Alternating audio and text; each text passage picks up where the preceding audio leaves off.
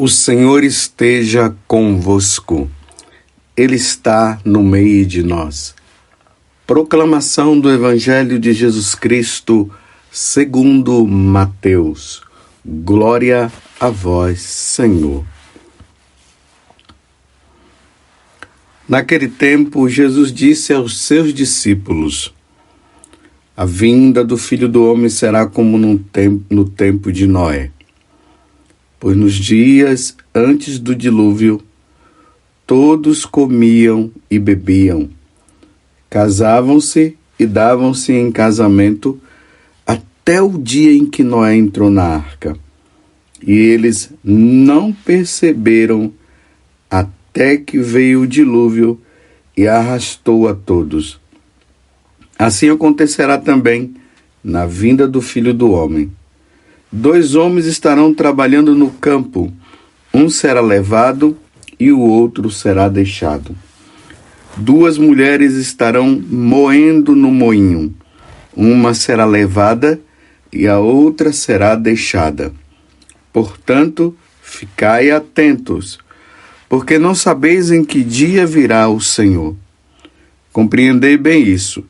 Se o dono da casa soubesse a que horas viria o ladrão, certamente vigiaria e não deixaria que a sua casa fosse arrombada. Por isso, também vós ficai preparados, porque na hora em que menos pensais, o Filho do Homem virá. Palavra da salvação. Glória a vós, Senhor. Meus irmãos e minhas irmãs, hoje é domingo, é dia do Senhor, e de maneira especial entramos no Ano Novo Litúrgico. O Ano Novo Civil, ele começa ali no dia 1º de janeiro. Para nós católicos, o Ano Novo Litúrgico começa com o 1º domingo do Advento. Hoje, estamos no Ano Novo, para nós católicos. E nesse ano, de maneira especial, estaremos meditando o Evangelho de São Mateus, porque nós entramos no ano A. Então, o ano litúrgico também é dividido nesses 3 evangelistas: o ano A, o ano B e o ano C. O ano A corresponde ao Evangelho de São Mateus. O ano B, ao Evangelho de São Marcos. Ano C, o Evangelho de São Lucas. Nós estávamos no ano C, meditando o Evangelho de São Lucas. Então, todos os domingos e nas solenidades, as leituras correspondiam sempre ao Evangelho de São Lucas. Agora será o Evangelho de São Mateus. Percebam, todos os domingos, neste ano que começa a partir de hoje, será o Evangelho de São Mateus. E estamos nesse tempo do Advento. Esse tempo aonde nós nos preparamos para as 2 vindas de Jesus. A primeira vinda aconteceu na simplicidade ali de Belém, aonde Jesus nasceu. Lembremos ali do anjo Gabriel, que anunciou a Maria lá em Nazaré, e depois o seu nascimento em Belém. Foi uma preparação de mais ou menos 2000 anos que os judeus se prepararam para a vinda de Jesus. Nessa primeira vinda, ele vem para dizer para nós o seguinte: é hora de mudar de vida. O caminho é esse.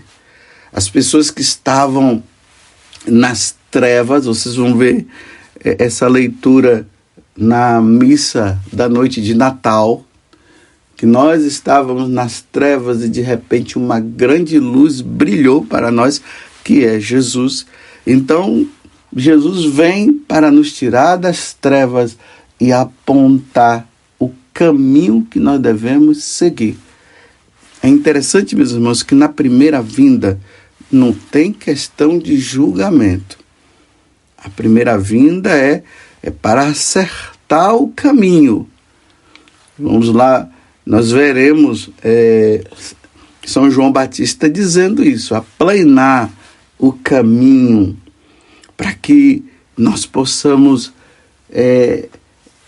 caminhar para o Senhor e estar diante dele. Essa foi a primeira vinda. Na segunda vinda, já vai ser o contrário. O Senhor virá majestoso na sua glória para buscar aqueles que entenderam e que andaram numa vida santa, e ele virá para levar todas essas pessoas para o céu.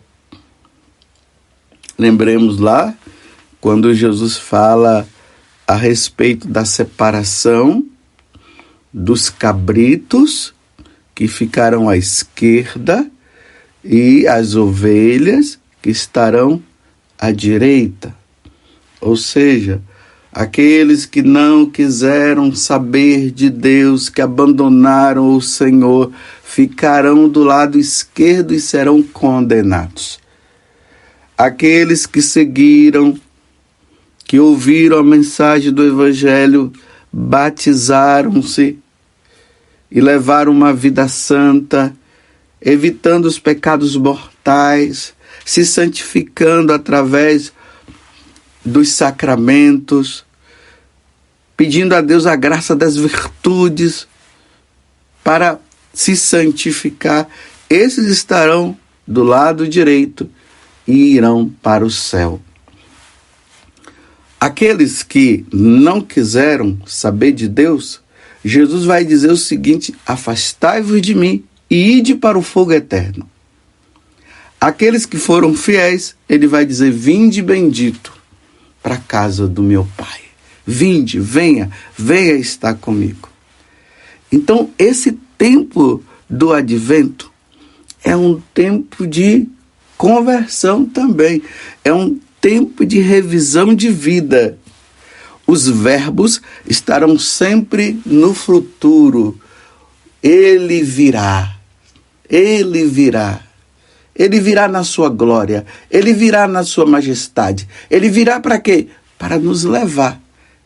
É a segunda vinda. Então, nesse tempo do advento, até o dia 16 de dezembro, nós estaremos meditando a segunda vinda de Jesus. A partir do dia 17, nós estaremos meditando a sua primeira vinda. Aí nós iremos nos preparar para o Natal. Tendo isso como base, e espero que você tenha entendido, isso motiva-nos para que nós possamos realmente viver com intensidade o advento. Então, tendo em vista isso, vamos para o Evangelho de hoje. Vocês ouviram? Estamos no Evangelho de São Mateus, ano A, o capítulo 24, do versículo 37 até o versículo 44. Jesus fala da vinda do Filho do Homem. Ele diz: a vinda do Filho do Homem, ou seja, ele, na sua segunda vinda, será como no tempo de Noé. Vocês se recordam a história de Noé? É só ir lá no Antigo Testamento que você vai ver. Deus, vendo que o mundo, que as pessoas não queriam mais saber dele, ali no capítulo 6 do livro do Gênesis, vai dizer que Deus se arrependeu de criar o homem.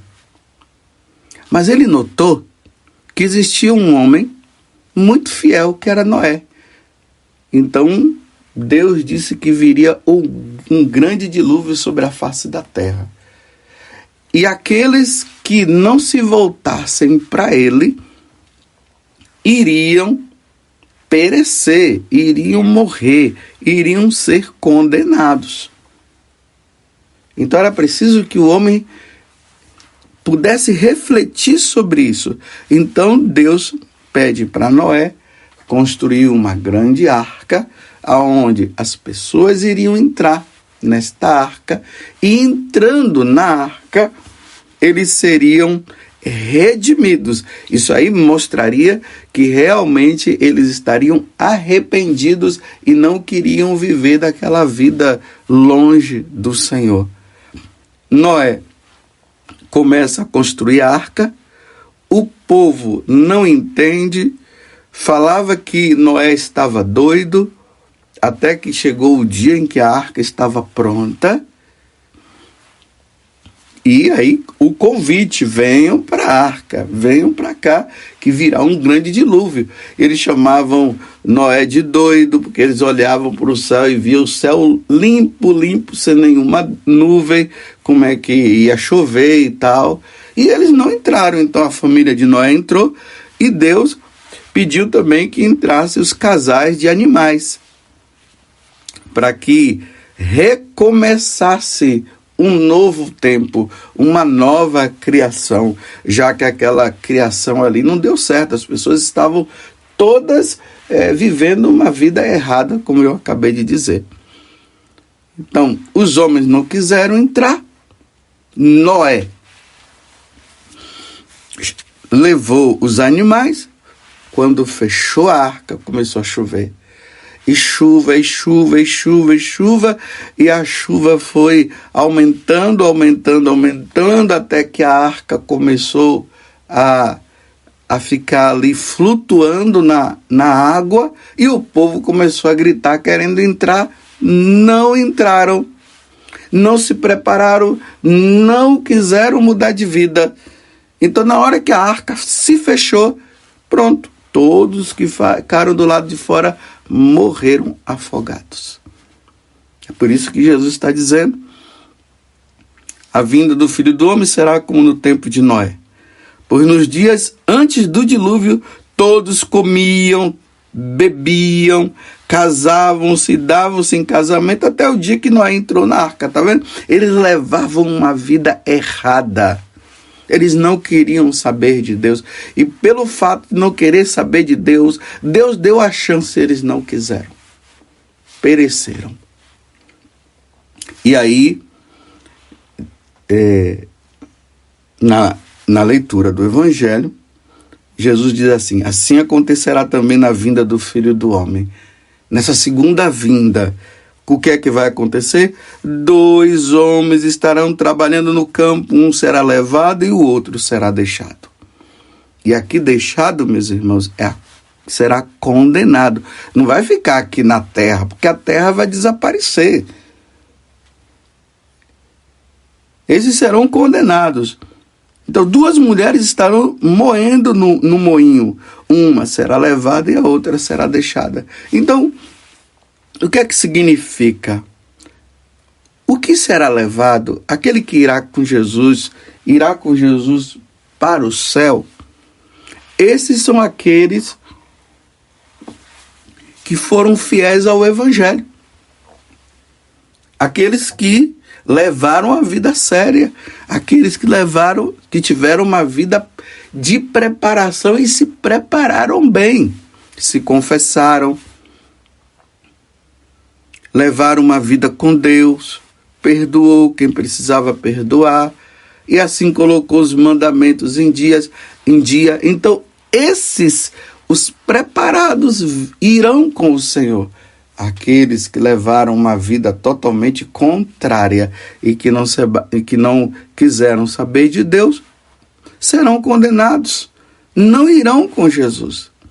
Meus irmãos, isso não é história de carochinha, não. Isso é muito sério. Tem gente que fica lendo ali essas passagens do Evangelho, até do Antigo Testamento, e ficam dizendo que isso tudo é história de carochinha. Foi isso que aconteceu com Noé. Acharam que era história de carochinha e aconteceu, e eles não foram, eles não sobreviveram. Todos morreram. É isso que Jesus está falando. A minha pergunta que eu faço para você é: Em qual dos dois lados você está? Você está com aqueles que estão se preparando ou você está com aqueles que estão levando uma vida errada numa casa de duas pessoas? Um será condenado e o outro será levado com o Senhor para a glória, para viver eternamente no céu. Você é o que está preparado ou você é aquele que está despreparado? Se você é o que está preparado, continue firme, persevere. Mas se você é o despreparado, mude de vida, volte-se para Deus. Deus não mente. Essa é uma grande verdade. E aí Jesus dá a continuidade, dizendo assim: ficai atentos. Bem, vamos ao versículo anterior. 2 mulheres estarão moendo no moinho, uma será levada e a outra será deixada. 2 homens estarão trabalhando no campo, um será levado e o outro será deixado. Tá vendo? Tá tudo relacionado com o futuro. Será. Portanto, agora Jesus diz: ficai atentos, porque não sabeis em que dia virá o Senhor. E aí Jesus deixa-nos nesta incerteza. Qual o dia que ele virá? Nós não sabemos. Então, se nós não sabemos o dia que o Senhor virá, meus irmãos, levemos uma vida séria. O tempo de advento não é tempo de brincadeira, é tempo de preparação. Porque se o dono da casa soubesse a que horas viria o ladrão, Jesus está dizendo, certamente vigiaria e não deixaria que a sua casa fosse arrombada. Por isso também vós ficai preparados, porque na hora em que menos pensais, o Filho do Homem virá. Ficai atentos, ficai preparados, vigiai. Essas são as 3 palavras que nós estaremos meditando durante esse tempo do advento. Ficai atentos, ficai preparados e vigiai, porque o Senhor virá a qualquer momento. Na primeira leitura hoje, que está no livro do profeta Isaías, no capítulo 2, do versículo 1 até o 5, aqui diz assim: Ele há de julgar as nações e arguir numerosos povos. Esses transformarão suas espadas em arados e suas lanças em foices. Não pegarão em armas uns com os outros e não mais travarão combate. Vinde todos à casa de Jacó e deixemos-nos guiar pela luz do Senhor. Vinde. Essa casa de Jacó, ela tem uma simbologia. Vinde à casa do Senhor. A casa do Senhor é o céu. Então, vamos nos deixar guiar pela luz do Senhor? E aí ele diz, no versículo 4, ele há de julgar as nações. Tem gente por aí achando que não haverá julgamento. Vocês se lembram que ontem eu dizia certas heresias que estão dizendo por aí que Deus é amor e que depois todo mundo vai se salvar e que o inferno está vazio? Essa heresia que tem muita gente acreditando e que não deveria acreditar. Tomemos cuidado, meus irmãos. Quando o Senhor vier na sua glória, ele virá para julgar as nações. Ele virá para me julgar, virá para julgar você, virá para julgar a nação brasileira, a nação paraguaia, a nação nicaragüense. Ele virá julgar os portugueses, ele virá julgar os italianos, ele virá julgar os chineses, ele virá julgar os coreanos, todas as nações serão julgadas. E aqueles que não tiverem com o Senhor não se salvarão. E aí, Nos voltemos agora à carta aos Romanos, para concluir a meditação do dia de hoje. Romanos capítulo 13, do versículo 11 até o 14. Vós sabeis em que tempo estamos. Vocês sabem em que tempo estamos? Dê uma olhada no mundo para você ver. Olhe se o mundo hoje não está como no tempo de Noé, como no tempo de Sodoma e Gomorra. E eu vou dizer, não está como no tempo de Noé e no tempo de Sodoma e Gomorra, não. Nós estamos nos tempos piores do que aqueles tempos de lá. Os tempos são maus. Como Jesus disse, essa geração adúltera. Aí São Paulo continua alertando, dizendo: pois já é hora de despertar. Não vamos ficar dormindo não, hein? É hora de despertar. Com efeito, agora a salvação está mais perto de nós do que quando abraçamos a nossa fé. Ou seja, a vinda de Jesus está mais próxima. Cada dia que passa, mais próxima está. Então a noite já vai adiantada e o dia vem chegando. Então vamos despojar das ações das trevas e vistamos as armas da luz. E agora ele vai dizer o que significa as ações das trevas. Ele vai dizer assim, olha: procedamos honestamente como em pleno dia. Olha, nada de glutonerias, de gulodices, porque isso aqui simboliza todos os prazeres carnais. Aqui está tudo incluído. Os gulosos, os beberrões, aqueles que vivem na bebedeira, que só pensam em beber. Nada de orgias sexuais. Estamos ou não estamos vivendo esses tempos difíceis de orgias sexuais?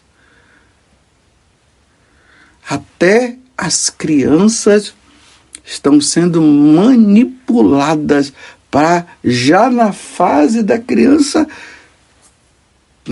nesse tempo aí, já viver essas coisas. Lembram daqueles kits sexuais introduzidos nas escolas? E já estamos ouvindo por aí que vão voltar. Nada de orgias sexuais e imoralidades, nada de brigas e rivalidades. Por isso é tempo de se revestir do Senhor Jesus Cristo, é tempo de santidade. É interessante, meus irmãos, que tinha um homem que vivia esse tipo de vida aqui, de que São Paulo está acabando de dizer: bebedeiras, glutonorias, orgias sexuais, imoralidades, brigas, rivalidades. A mãe dessa pessoa, muito preocupada, vivia rezando pela conversão dela. Nada dela se converter. E um dia ela foi passando na igreja e entrou. E um bispo que estava lendo justamente esta passagem. Naquele momento, essa pessoa, ela foi tocada profundamente quando ele foi ouvindo a partir ali do versículo 13. Procedamos honestamente como em pleno dia, nada de glutonorias e bebedeiras, nem de orgias sexuais e imoralidades, nem de brigas e rivalidade. Aí o versículo 12, a noite já vai adiantada, o dia vem chegando. Despojemo-nos das ações das trevas e vistamos as armas da luz. Quando ele ouviu essas palavras, a luz entrou, a mente dele foi iluminada e ele mudou de vida. Sabe quem era esse bispo que estava lendo essa passagem? Santo Ambrósio. E sabe quem foi esse que ouviu e se converteu? Santo Agostinho. E a mãe dele que rezava? Santa Mônica. Foi isso que aconteceu. Vocês se lembram? Pessoas por aí dizendo que Santo Agostinho disse que Deus é amor e que o inferno está vazio e essa coisa toda. Se o inferno estava vazio, por que ele mudou de vida? Por que ele levou então uma vida santa? Por que depois de ter vivido todas essas situações, ele se converteu, se tornou sacerdote, bispo e santo? Tanto que no dia em que a mãe estava prestes a morrer, Santa Mônica, ela disse: agora eu não tenho mais preocupação. Agostinho se converteu. Já não há mais motivo nem de eu viver mais. Eu quero ir ao encontro do meu Senhor. E alguns dias depois ela morreu. E antes de morrer ela pediu a Agostinho, que era bispo, me coloque sempre na Santa Missa. Apesar de ela ter levado uma vida santa, ela ainda pede que o filho dela não esquecesse de colocá-la nas Santas Missas. Isso é preparação para a segunda vinda do Senhor. Em que situação você está? Você está nas bebedeiras, nas guludices, nas orgias sexuais, nas imoralidades, nas brigas e nas rivalidades? Se você estiver, por favor, larga tudo isso e comece uma vida santa. O Senhor está por vir. O Senhor virá julgar. A segunda vinda do Senhor está cada vez mais próxima. E se você não está vivendo isso, peça a Deus a graça por meio de Nossa Senhora para você perseverar. Porque quantos, meus irmãos, que começaram bem e terminaram mal, como diz São Paulo, começaram no espírito e terminaram na carne, abandonaram o Senhor. Como São Paulo mesmo vai dizer, Demas me abandonou por amor a este mundo. Não quis mais levar uma vida santa. Que Deus me dê a graça de eu levar uma vida santa. Preciso rever mais uma vez a minha vida. Preciso fazer um bom exame de consciência e ver aonde eu tenho falhado. E depois buscar um sacerdote para me confessar. Eu não posso ficar para trás. Eu não posso. Se Jesus está dizendo no Evangelho que numa casa de duas mulheres, uma vai com ele e a outra vai ser condenada, se num lugar onde tem homens, um vai com eles, dois homens, um virá com ele e o outro ficará e será condenado, então vamos dizer assim, eu faço parte do grupo dos sacerdotes. Eu não quero ficar do lado esquerdo, eu preciso estar do lado direito. Eu não posso entrar nesta separação onde Jesus vai colocar os sacerdotes que ficarão do lado esquerdo e os sacerdotes que ficarão do lado direito. Os do lado direito são aqueles que levam uma vida santa. Os do lado esquerdo são aqueles que brincaram com a salvação, não levaram uma vida segundo o Senhor. Não, eu quero estar do lado direito. Eu quero ir ao encontro do Senhor. Eu quero estar preparado e eu preciso me preparar. Eu estou dizendo, eu preciso. Se você não precisa, aí é questão sua, mas eu preciso me preparar. Eu preciso ir para o céu. Vem, Senhor Jesus, Virgem Santíssima, não permitais que eu viva e nem morra em pecado mortal. Em pecado mortal eu não hei de morrer e nem quero viver em pecado mortal, porque a Virgem Santíssima há de me valer. Valei-nos, Virgem Santíssima, valei-me, Virgem Santíssima.